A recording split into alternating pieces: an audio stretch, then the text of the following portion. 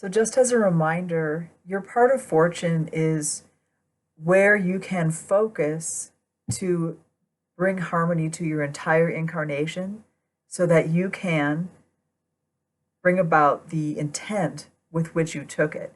Just to remind you, you are essentially an angel or a spiritual being. You took this incarnation, you selected it because it offered you an opportunity to channel the universal will in a certain way that would be useful to you in your development through many incarnations.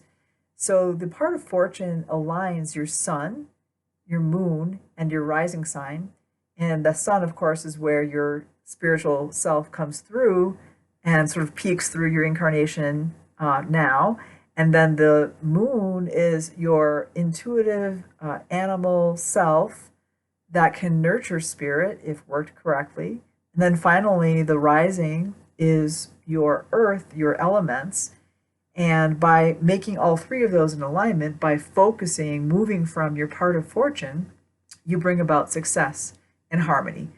If you'd like to learn more about those details, like I go much more deeply into them in a couple of videos, those are linked below.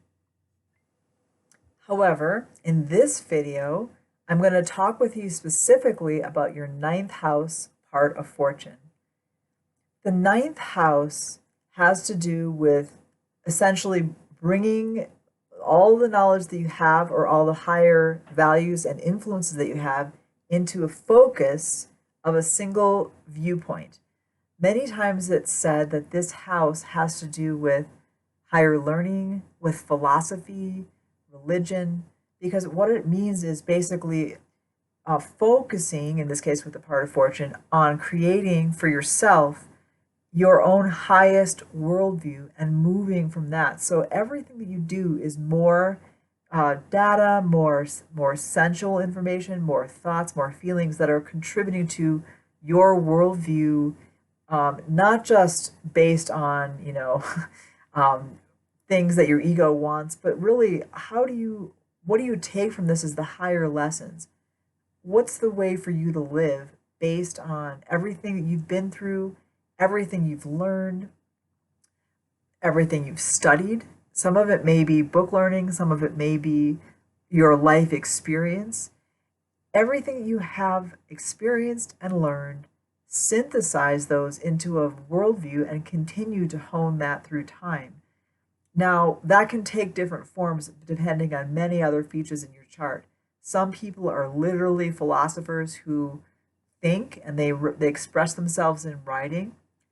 Other people express themselves just by who they are, and their point of view is essentially written all over how they walk through the world.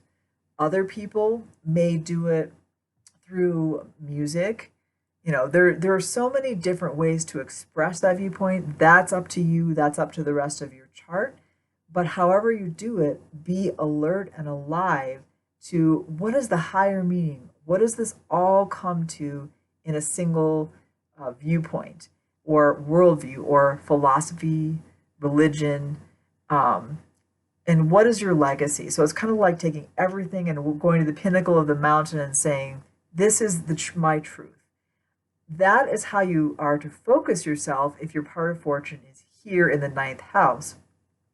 And by doing so, by always keeping aware and alert to creating and honing your higher point of view on life, your philosophy of life, that is how you're going to bring into harmony your spirit through your sun, your soul through your moon, and then finally your elemental nature through your body.